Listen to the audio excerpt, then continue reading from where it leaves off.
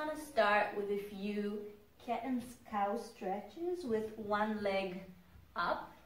And then we're going to take this knee and put it in between our hands, send our left leg backward, and just really softly start swaying from side to side. It usually feels really good on those hips. And now this time we're going to come and sit on our right thigh, opening our right calf, and please flex your foot here. It's much more beneficial to flex it rather than to keep it loose. And we're going to square our hips again to face the mat, sending our shoulder blades down and backward. And now I challenge you to keep your toes untucked and lift your left knee, stretch your leg, stretch all the way to the torso and the top of the head. And now with this long spine, let's take the left knee down, start walking our hands forward. And now our focus is to keep the spine long. So you can just stay here and keep your back full. Or if you want to take your hands a bit more forward, maybe lowering the elbows, that's also fine. I just don't want you to see you rounding your spine rather than keep it straight and long. So if you are very flexible, you can bring the fist on top of each other and the forehead on them both. Otherwise, I'm just gonna stay here at this point. And let's walk our hands back. And we're going to sit on our right hip. Take the left knee a bit forward, and now we're going to do some pretty arm movements. So taking the left hip forward, taking the left arm forward, and taking the left hip down and opening the left arm.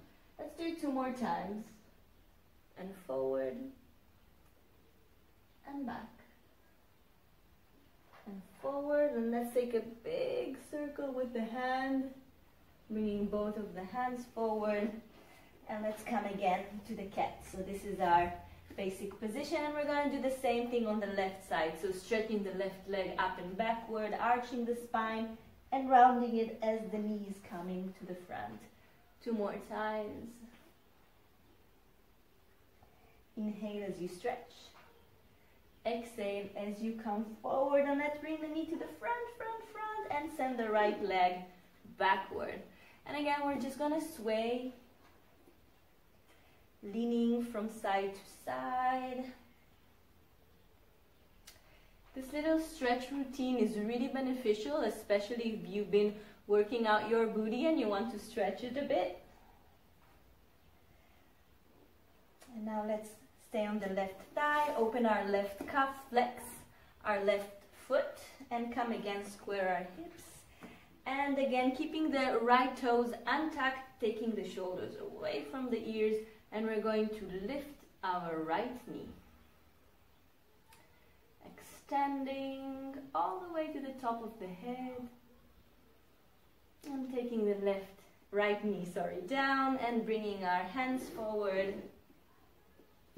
You can stay here, or either bringing your elbows or bringing your palms, your fist, one on top of each other.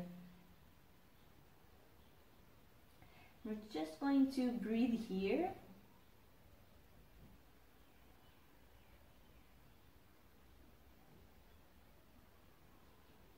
And on the next inhale, bringing our hands back, coming to sit on our left thigh, closing a bit our left ankle and bringing our right knee forward. And again, we're going to take the right hip forward, opening the hip, opening the arm. The gaze is following the arm movement.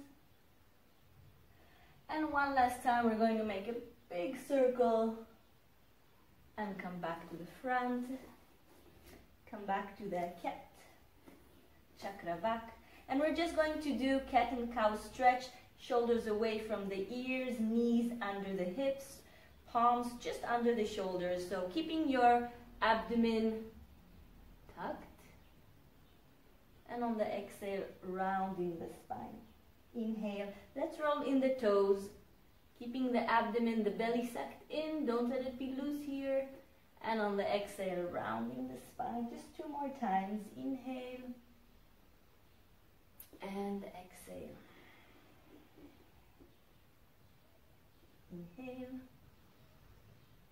and exhale. We're going to come back to a neutral position and we're going to start rolling our head right, down, left and up. And I invite you to start to see how this movement ripples along your spine, how it affects your pelvis.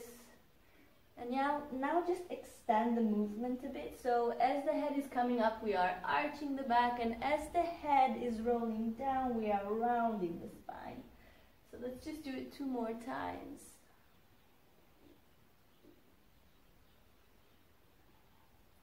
And to the other side, so turning our head from the left shoulder.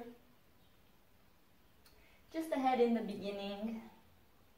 And now allow this movement to ripple alongside the spine, the lower back, and in the pelvis.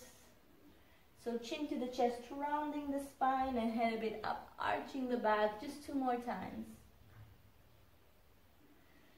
And if it feels really nice for your spine and your hips, you can take a big sigh, enjoy your practice. Let's take a yoga mudra. And come back to Siddha Vajrasana. Thank you so much.